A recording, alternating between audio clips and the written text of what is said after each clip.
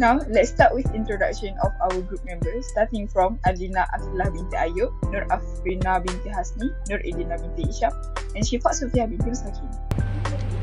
Sulfur dioxide is one of the food additives that has been used in the manufacturing of fruit juice for centuries. It functions as a potent antimicrobial enzyme, efficiently suppressing the growth of molds, yeast, and bacteria to avoid spoiling and maintaining the quality of the product. Moreover, because it prevents oxidations and enzymatic proliferations, its antioxidant properties are seen in the maintenance of fruit juices originally. Sulfur dioxide helps to regulate enzymatic activity through enzyme inhibitions, maintaining the juice sensory qualities. Its capacity to modify pH also aids in obtaining the correct flavor profile and guaranteeing product stability. For our findings, we have found two articles. The first article is general title, Determination of Sulfite by UV-based spectrophotometry in red wine and white wine. Present a study conducted by researchers from the National Public Health Laboratory and Felix Hofflet, Wageningen University in Abidjan, Ivory Coast. The study focuses on quantifying sulfites in wine using UV-visible spectrophotometry. Sulfite, commonly used in food, especially in wine, for taste, color, and stability, can cause hypersensitivity reactions, necessitating monitoring. The researchers aim to develop a reliable method for sulfite detection in wine, crucial for consumer health and product quality assurance. UV visible spectrophotometry at 565 nanometer was applied, resulting in a linear method with a range of 0.05 to 5 microgram milliliter and per milliliter, and a strong correlation R2 of 0.9969 between sulfite concentration and observance readings.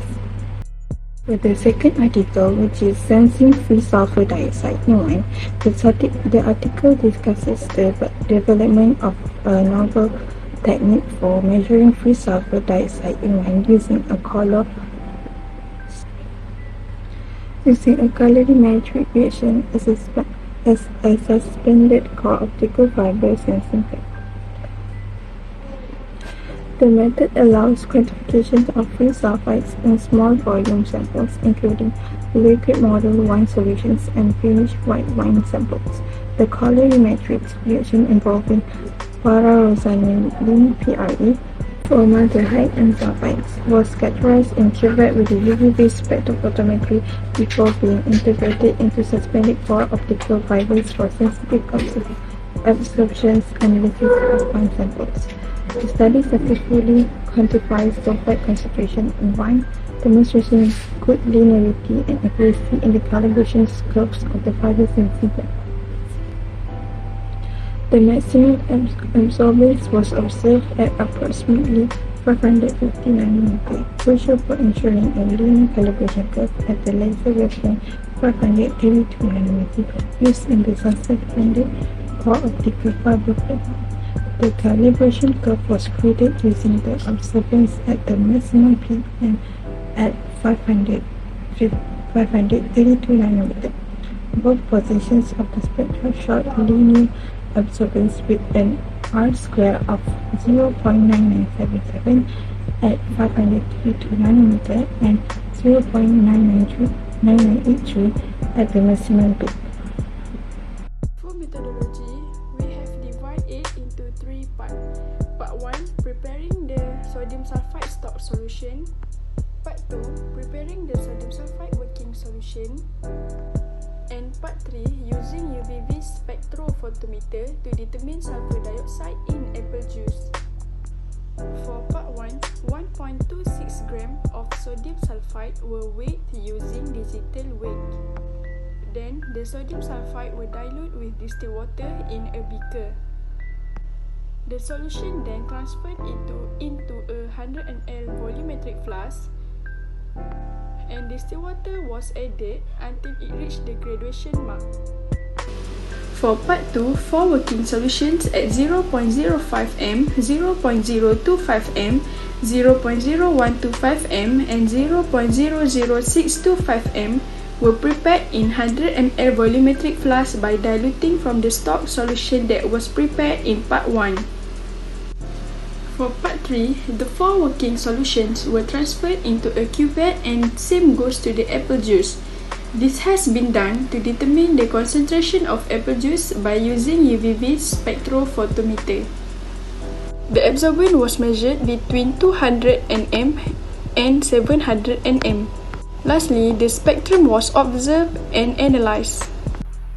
For result and discussion, based on the result of UV spectrum, we have chosen peak 334 to determine the linearity of method by assessing the coefficient of determination R² obtained from the calibration curve. The coefficient of determination of our study is 0.9914. The calibration curve, constructed using standard solution of non-concentration, exhibit a linear relationship between absorbent and sulfur dioxide concentration on the graph in figure 3.1. The absorbance of apple juice sample was measured at established wavelength and its concentration was determined by referring the calibration curve. The obtained absorbance for the apple juice sample is 0.5169, falling within the range of the calibration curve. The concentration of sulfur dioxide in the apple juice sample was calculated using calibration curve, resulting in concentration of calculated. It is important to note that the concentration obtained directly from the calibration curve reflect the sample, and our concentration of the sample is 0.432860697. For discussion, the calibration curve methods offers a straightforward approach to determining sulfur dioxide concentration in apple juice. The result obtained provide valuable information for quality control and compliance with regulatory standards, as the concentration falls within the linear range of the calibration curve. Overall, the method employed in the study presents an efficient approach for determining sulfur dioxide concentration in apple juice. This method allows for reliable quality assessment in the food and beverage industry. To summarize, the UV spectrophotometer method proves an accurate technique for determination of sulfur dioxide in apple juice.